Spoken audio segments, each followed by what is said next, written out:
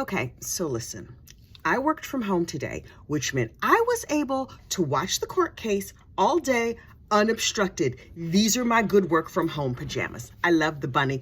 Plus, that's my grandma's name. My grandkids call me Bunny.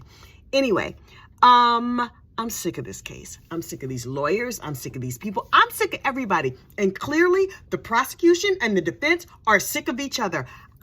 From the bottom of my heart, I believe that they slipped LSD in the water of the lawyers today at lunchtime. There was clapping, there was screaming, there was laughing. They did everything to get up there and hit each other with chairs. I was like, is this the WWE? These people are out of their mind.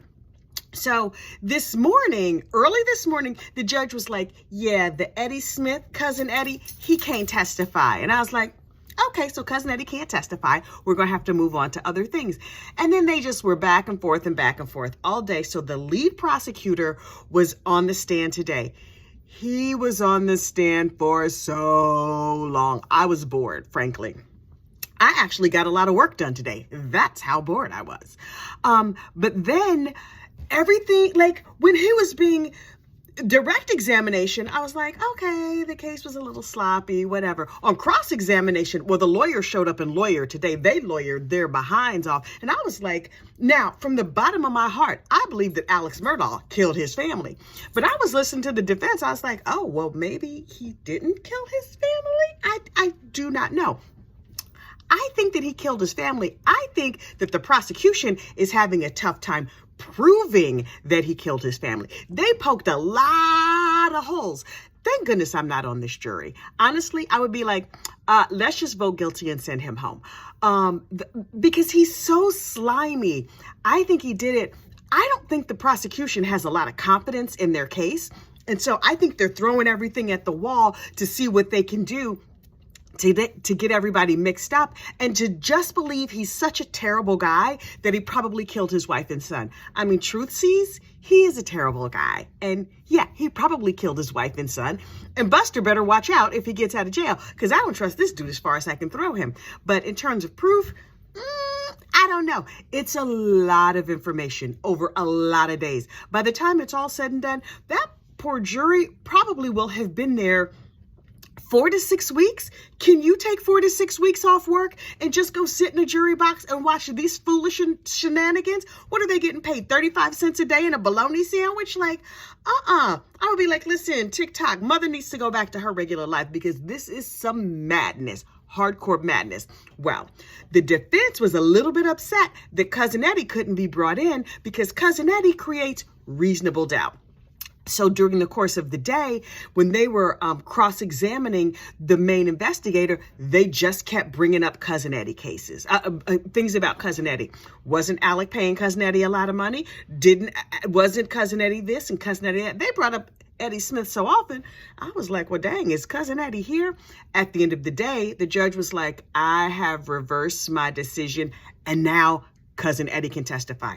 I am here for that. The other thing they did today was we finally saw the third interview with police. That's when Alex sat down with the police and they went step by step over different things. Now, disgraced lawyer Alec Murdaugh was represented by disgraced lawyer Corey Fleming. Corey Fleming has also lost his law license. I'm not sure if he's going to jail or not, but he did a bunch of shady stuff.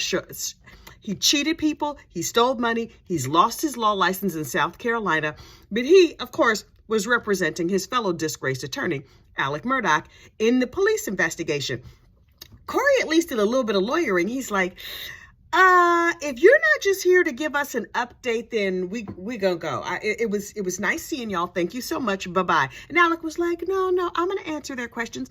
I think Alec thought he was smarter than everybody else in the room and that he could get in there, find out what the police knew, and then he could adjust himself accordingly. Well, they asked him a bunch of questions that he could not answer. It was clear that he lied about many of the questions that they asked him. Because earlier in the trial, he was like, all along, he's like, yeah, I was not at the kennels. I don't know what you're talking about. And they were like, yeah, we have footage of you at the kennel. And he was like, who you gonna believe, me or your lying eyes? That's basically what he said. He didn't have answers. He stumbled and he stammered.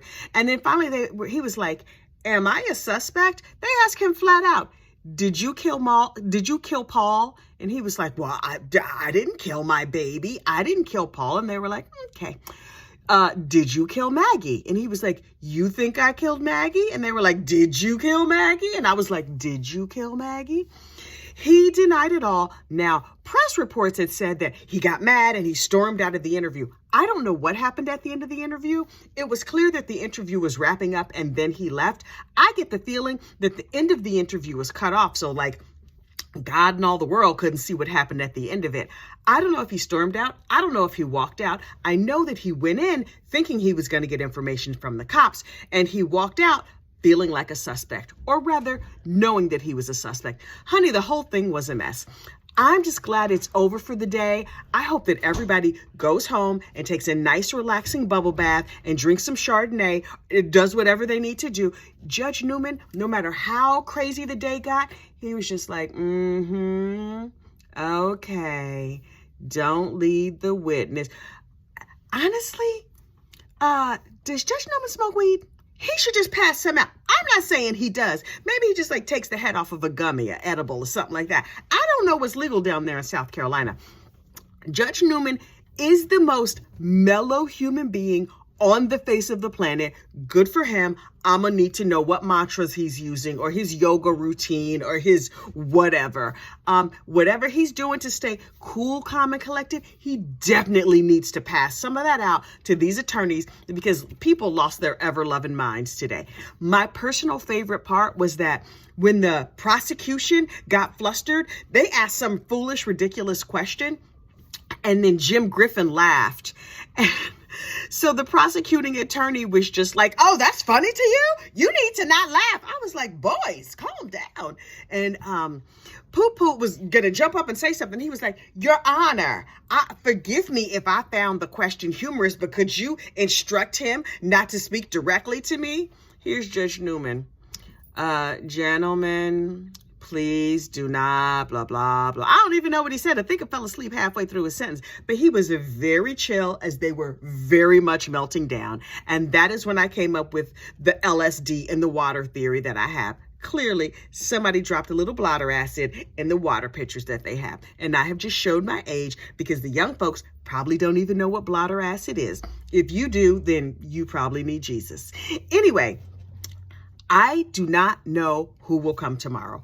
Ooh, please, Beyonce, let it be Cousin Eddie. Please, please, please let them call Cousin Eddie. Because, again, I might need to work from home if I get a heads up that it's going to be Cousin Eddie. Otherwise, well, I don't know where I'm going to work tomorrow. It just depends how I feel when I wake up. In the meantime, we talked earlier about the next cases that I'm going to try and follow. I did a little research. One starts in March and one starts in April. So that gives us all a little time to do some background. So the first case, the state of Florida versus Charlie Adelson, covers Katie complicated names in this one. Katie Magbanwan. She is the girlfriend. But the podcast that covers the Adelson case is called Over My Dead Body. I found it both on, it was in my podcatcher. I think I use Overcast. And it was also here on YouTube.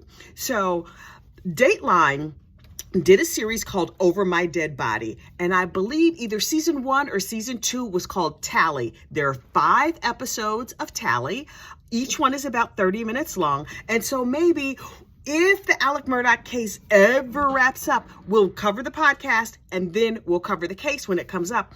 The other one is the Sarah Boone case, the suitcase murder trial. And that is when that crazy drunk lady locks her boyfriend in a suitcase, and then he suffocates and dies. And she's like, ooh, did I do that? That heifer was crazy. She's garbage. So is Charlie Adelson. Although they are all technically innocent until proven guilty. I can barely say the words, but they're garbage.